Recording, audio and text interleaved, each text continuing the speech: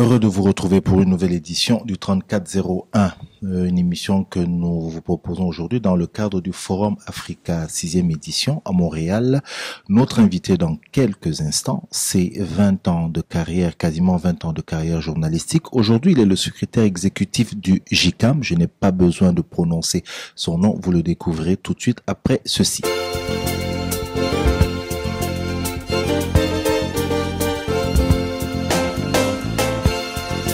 Oui, je vous ai dit 20 ans de carrière, vous découvrez le visage, Alain Blaise Batongue, ABB pour les intimes. Avant toute question, je vais commencer par dire bonjour, merci d'avoir accepté notre invitation. Bonjour, c'est un plaisir. De toute façon, je voulais juste préciser que ABB, c'est pas pour les intimes, c'est pour la profession. C'est pour la profession, évidemment. Et oui, ça, c'est vrai que ABB, ça fait, c'est tout le nom. Alain Blaise Batongue, ouais. Les intimes ne peuvent pas appeler tout à fait comme ça. Merci Alain Blaise d'avoir accepté notre invitation parce que ça fait exactement 1 an et demi, un peu plus d'1 an et demi que vous avez quitté le navire journalistique camerounais, africain, qui ne sombrait pourtant pas. Et à la grande surprise, vous en êtes parti. La question que tous ceux qui nous regardent, j'en suis convaincu, parce que c'est la première fois que vous exprimez un peu là-dessus, c'est pourquoi Alain Blaise? Pourquoi êtes-vous parti? C'est une question difficile et même un peu embarrassante, parce qu'on se croit toujours obligé d'expliquer de manière rationnelle pourquoi on pose certains actes. Mais je pense que dans la carrière, dans la trajectoire de tout homme, il y a des étapes qu'il faut connaître, il y a des étapes qu'il faut traverser. À un moment donné, nous avons le sentiment que nous avions déjà beaucoup donné. Vous avez dit 20 ans de carrière, mais pratiquement, en tout cas, plus de 15 ans passés en mutation, depuis le projet de création du journal qui à l'époque était encore un hebdomadaire, jusqu'à la direction de publication du quotidien pendant 5 ans. À un moment donné, ça peut user. Mais d'un autre côté, je dois également dire, parce que ce n'est pas seulement moi que c'est arrivé, on y reviendra peut-être plus tard, il y a un problème très fort aujourd'hui d'environnement économique dans les entreprises de presse.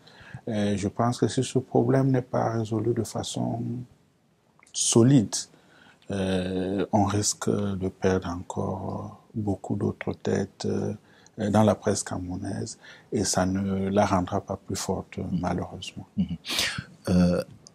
Alain Blaise, vous avez utilisé une expression tout de suite, ça peut user. Vous étiez usé? Écoutez, je ne vais pas vous retracer ma carrière en mutation. Non, on la connaît suffisamment. Je suis au début du projet avec Haman Mana, entre autres. J'ai été coordinateur de la rédaction, j'ai été rédacteur en chef adjoint, j'ai été rédacteur en chef, j'ai été directeur de la rédaction, puis directeur de publication. Mais écoutez, à un moment donné, on peut se dire, essayons de faire autre chose. Peut-être que beaucoup de gens peuvent, à raison, se dire, mais lui, il ne peut rien faire d'autre que ça, puisque ce n'est que là qu'on l'a connu pratiquement.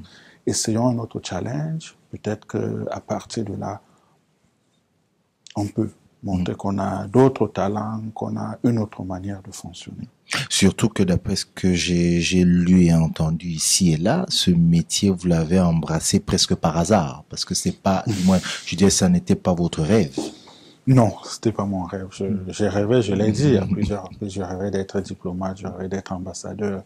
Mais comme je le dis aussi, je suis heureux de me rendre compte qu'aujourd'hui, le métier que j'ai fait sur la fin en mutation et celui que je fais aujourd'hui sont également des métiers d'ambassadeur dont je pense que je n'ai pas complètement raté ma vocation.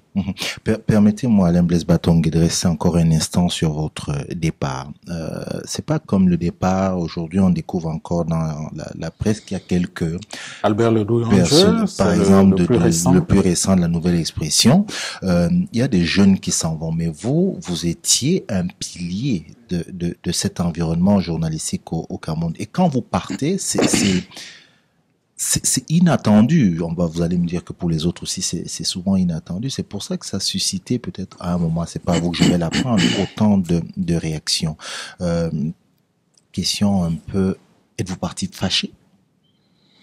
Non, non, non, je suis pas parti fâché et les meilleures personnes, pardon, les mieux placées pour le dire aujourd'hui, c'est le président Prota Yangma, avec qui j'ai gardé d'excellentes relations, et la plupart des autres collaborateurs mutation avec qui j'ai gardé d'excellentes relations, y compris l'actuel directeur de publication.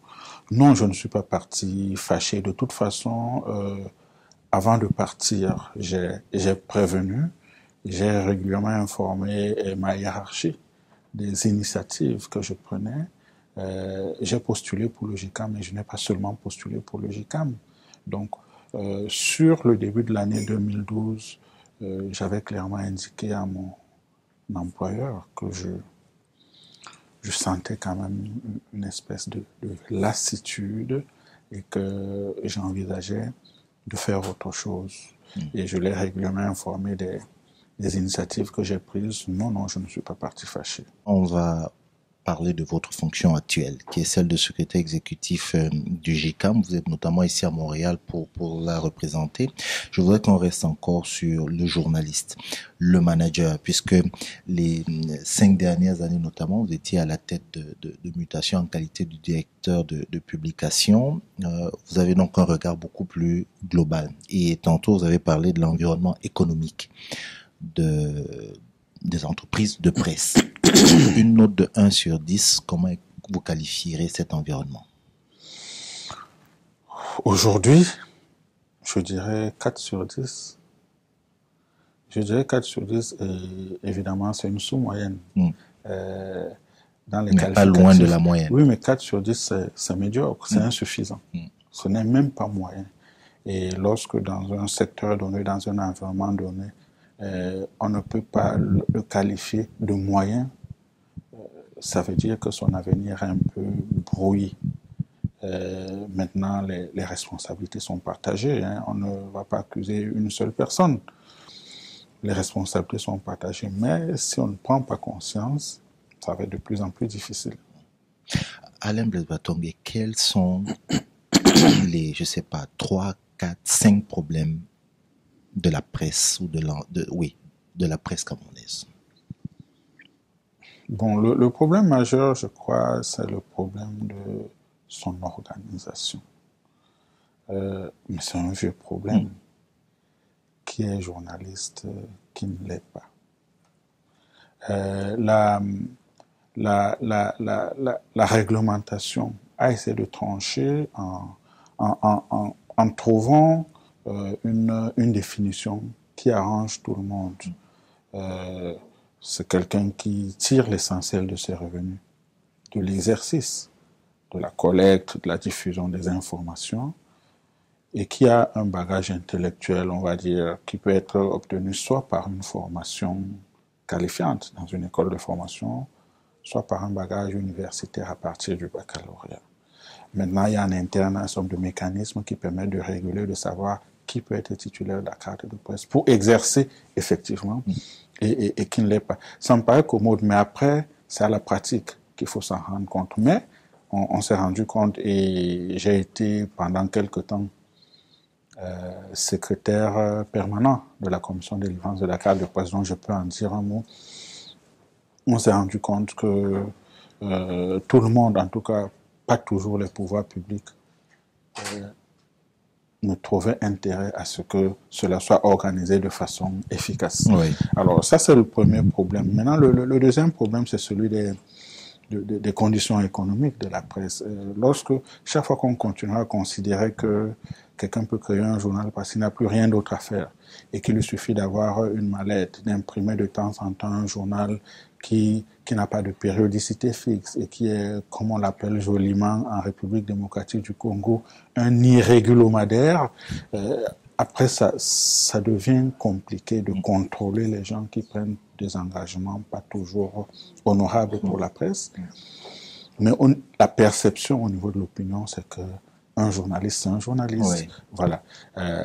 Mais que font les pouvoirs publics par rapport à cela? C'est un autre problème. L'aide à la presse, dans son format camerounais, est quelque chose de particulier que nous avons en son temps régulièrement dénoncé. On donne de l'argent en liquide, dans des sommes d'ailleurs minables, à des gens sans se soucier du problème qui a été identifié, sans se soucier de savoir si ce problème va être réglé. Après, on n'est pas surpris des résultats. Bon, on peut y ajouter dans le problème maintenant de la déontologie. Qu'on ait été formé ou pas dans une école, ou qu'on a été formé sur le tas, on doit quand même mesurer la puissance et la responsabilité des médias en se demandant à chaque fois, lorsqu'on publie telle information, est-ce que cette information est avérée? Est-ce qu'elle a été régulièrement recoupée? Est-ce qu'elle ne va pas créer du tort à des gens alors qu'elle n'est pas vraie? Mais la plupart de ceux qui pratiquent la formation, ce métier, n'ont même pas toujours cette conscience-là que les informations qu'ils publient, parce qu'elles n'ont pas été recoupées, parce qu'elles ne sont pas vraies, peuvent détruire des vies. Ça également, c'est un challenge. Le constat que vous faites de 1996, c'est ça, globalement, la création de mutations à 2012, votre départ. Est-ce que un des points au moins que vous levez a évolué positivement? Écoutez, je ne le dis pas seul. La plupart des observateurs de la scène médiatique au Cameroun savent que malgré ses limites, le projet de la SAD Media Corporation, dont le journal principal est resté Mutation, mais il y en a eu d'autres après, était probablement l'un des mieux conçus et les mieux fonctionnels en termes d'entreprise de presse au Cameroun. Donc les problèmes que j'ai évoqués tout à l'heure ne concernaient pas spécifiquement Mutation ou la SAD Media Corporation, ils concernaient l'environnement général des médias. Au niveau de Mutation, beaucoup de progrès avaient été faits dès le départ déjà. Et d'ailleurs, je dois signaler que lorsqu'on s'est retrouvé pour négocier la convention collective, on s'est bien rendu compte que les tableaux qui étaient présentés dans la convention collective étaient inférieurs à ceux des salaires qui étaient déjà pratiqués à Mutation. Donc, je pense que de ce point de vue, le problème, ce n'était pas Mutation. Le problème, c'était globalement l'ensemble des médias. Et encore une fois, quelques quotidiens, mais surtout toute la flopée de journaux qu'on présente dans les kiosques de temps en temps et qui donnent une image de pluralisme et de diversité médiatique, mais qui cache beaucoup de misère. J'ai dit qu'on allait parler de vous, le manager que vous êtes aujourd'hui au sein du JICAM, mais vous allez rester journaliste. Là, Alain Blaise Batongue, personne ne nous regarde. On est entre nous là. Ce matin, vous auriez eu envie d'écrire sur quoi? Ou la semaine dernière, je suis sûr que ça vous démange encore. Sur quoi auriez-vous aimé envie d'écrire? Dites-nous un peu. Pour moi, en général, j'écrivais toujours sur l'actualité. Oui. Et en ce moment, au moment où nous sommes en train de parler, il n'y a pas 10 000 sujets d'actualité. C'est les élections législatives et municipales. Je ne vous dirai pas ce que j'aurais écrit, mais ceux qui me lisaient régulièrement, ceux qui lisaient mes auditeurs régulièrement peuvent bien deviner quel aurait été le ton qui serait le mien par rapport à tout ce qu'on observe, mais aujourd'hui de manière très reculée, sans pouvoir l'exprimer toujours. Mais c'est sûr, si je devais aborder un sujet, j'aurais abordé quelques jours avant le scrutin lui-même, cette problématique autour d'élections pluralistes qui sont parfois des élections sans choix. On se retrouve en deuxième partie d'émission. On fait une pause et on va parler un peu avec Alain Blaise du JICAM, même si on va revenir un tout petit peu sur l'actualité.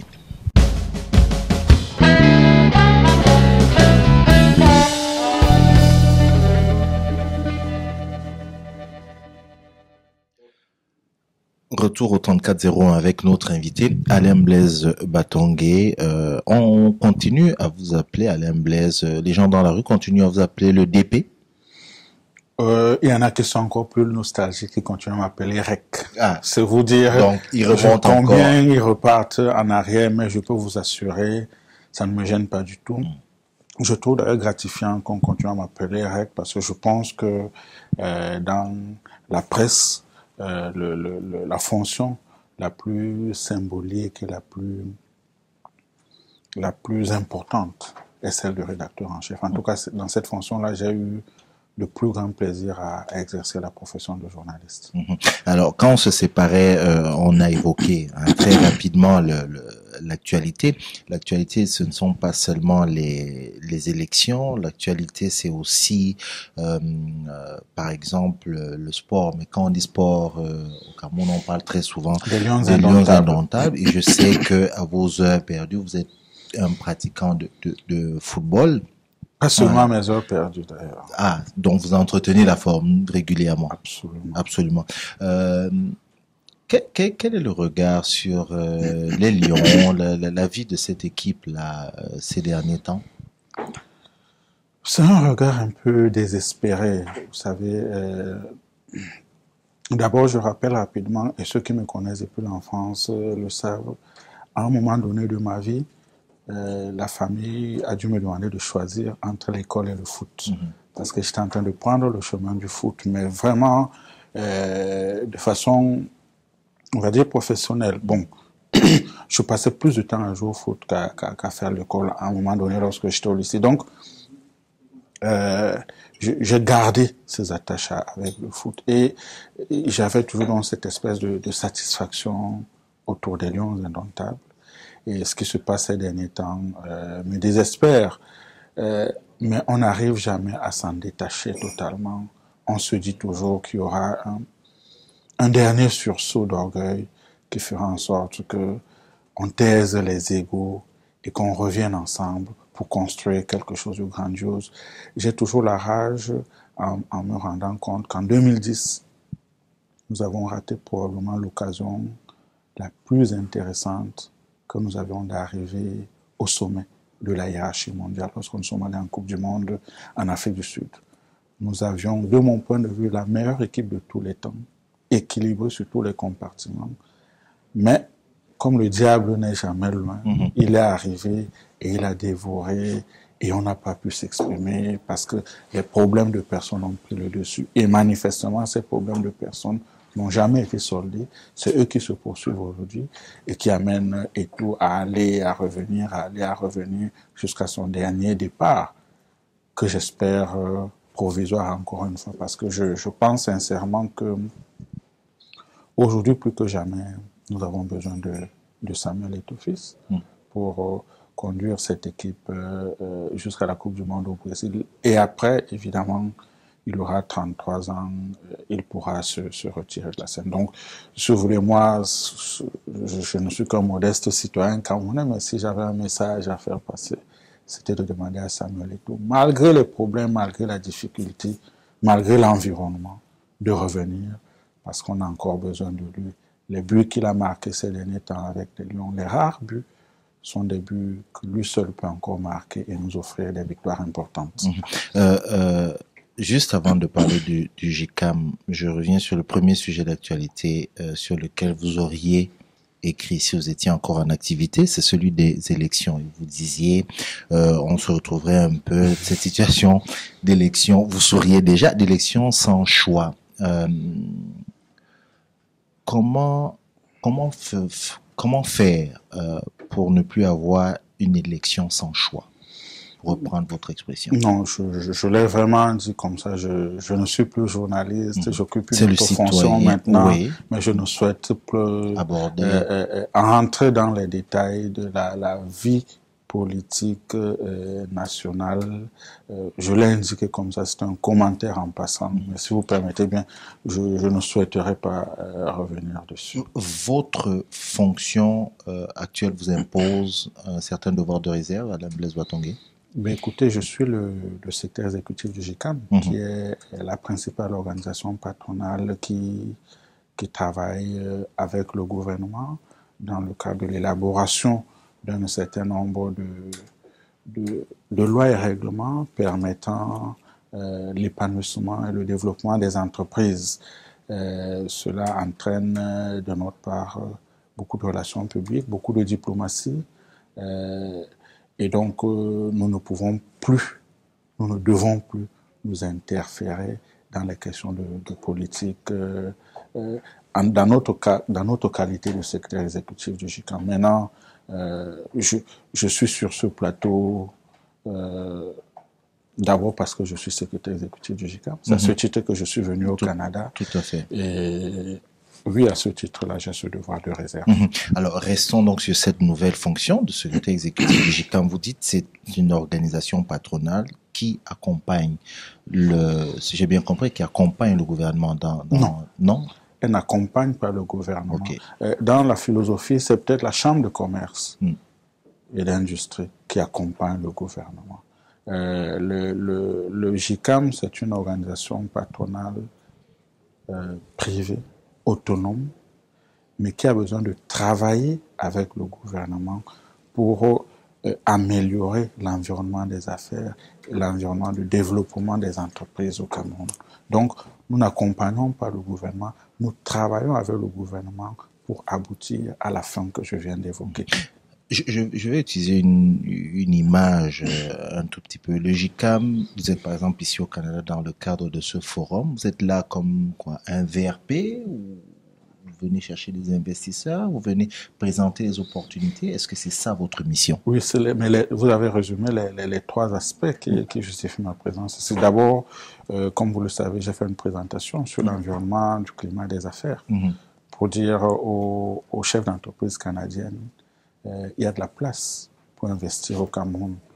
Il y a de la place pour investir au Cameroun à travers le JICAM, qui sera donc votre principal partenaire et qui pourra même vous aider dans l'obtention de certains agréments au niveau du gouvernement, parce que nous travaillons dans le cadre du dialogue secteur public, secteur privé, et donc nous maîtrisons mieux les outils et les procédures qui permettent de favoriser l'éclosion d'entreprises au Cameroun. Évidemment, à côté de cet exposé, nous négocions des B2B, des échanges business to business, et nous essayons de détecter directement des entreprises dans des secteurs donnés qui peuvent venir investir au Cameroun de manière plus directe. Je suis là en tant que secrétaire exécutif du JICAM, mais il y a également une demi-douzaine de chefs d'entreprise membres du JICAM qui sont là. Il y a beaucoup d'autres chefs d'entreprise qui ne sont pas forcément membres du JICAM qui sont également venus. Donc, il y a cet élément d'attrait aussi. Et enfin, oui, il y a toujours les relations publiques. Savoir que le JICAM existe, voici ce qu'il représente, voici ce qu'il a déjà obtenu, et voilà comment on peut travailler ensemble. Tout cela fait partie de ma mission. Oui. Ça fait un moment que vous venez, que vous rencontrez ces entreprises-là. Y a-t-il véritablement des retombées pour le Cameroun dans ce genre d'événements? Oui, bien sûr. Je ne vais pas rentrer dans les détails pour ne pas faire publicité, mais nous sommes venus ici il y a un an, dans le cadre du cinquantenaire de la coopération entre le Cameroun et le Canada. Et nous avons échangé à l'époque avec un certain nombre de chefs d'entreprise, un certain nombre de représentants d'organisations patronales canadiennes aussi.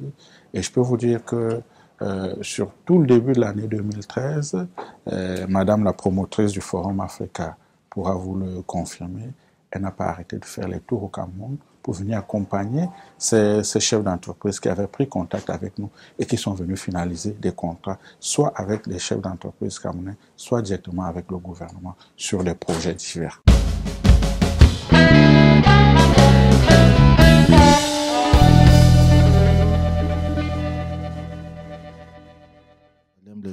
On arrive à la fin de notre entretien. On a beaucoup parlé, parce que c'était un peu ça notre objectif aussi, de vous et la profession de votre activité de journaliste. On évoque maintenant le JICAM. La dernière question, un peu plus d'un an et demi, c'est plus exaltant, c'est moins exaltant ce que vous faites aujourd'hui par rapport à ce que vous faisiez avant? C'est différent. c'est différent, mais en général, je ne sais pas faire des choses qui ne me plaisent pas. Et je ne sais pas faire des choses dont je tire pas beaucoup de plaisir. Donc, l'exaltation est la même. La qualité des contacts humains est la même. Le plaisir est le même. Bon, peut-être qu'on indiquera que par rapport au type de gens que je rencontre, le rapport est un peu différent aujourd'hui. Avant, peut-être on me prenait au sérieux, mais il y avait toujours comme de la méfiance parce qu'on avait toujours en face de soi le journaliste. Aujourd'hui, par rapport à l'institution que je représente, on est plus ouvert et si vous voulez, on peut avoir accès plus facilement à un certain nombre d'informations importantes et même parfois stratégiques, ce qui peut nous donner l'impression que on est plus proche de certaines informations que lorsqu'on était en mutation. Mais sinon, le plaisir est le même. Dans 10 ans, vous retrouvez-vous? Dans 10, dans 15 ans? Je ne peux pas savoir, mais probablement dans la presse ou dans la communication. Dans la presse ou dans la communication. Ça, c'est une information. Merci beaucoup, Alain Blaise Batongue. C'était un plaisir. Merci d'avoir accepté. Vous avez été très avare d'interviews, d'entretiens depuis que vous avez quitté. Ça peut dire, j'ai jamais parlé. Ouais.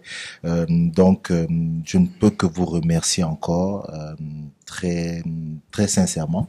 Et puis, je retiendrai la fin. Dans 10, 15 ans, dans la presse ou dans la communication. Merci beaucoup. C'est un plaisir, à très bientôt. Et à bientôt. C'était le 3401 avec Alain Blaise Batongue, secrétaire exécutif du GICAM, il faut bien le préciser, même si on retient ancien directeur de publication du journal Mutation, journaliste. Je suis Cyril Ekwala, aux manettes Honoré Doudou Noumabe. On se dit à bientôt.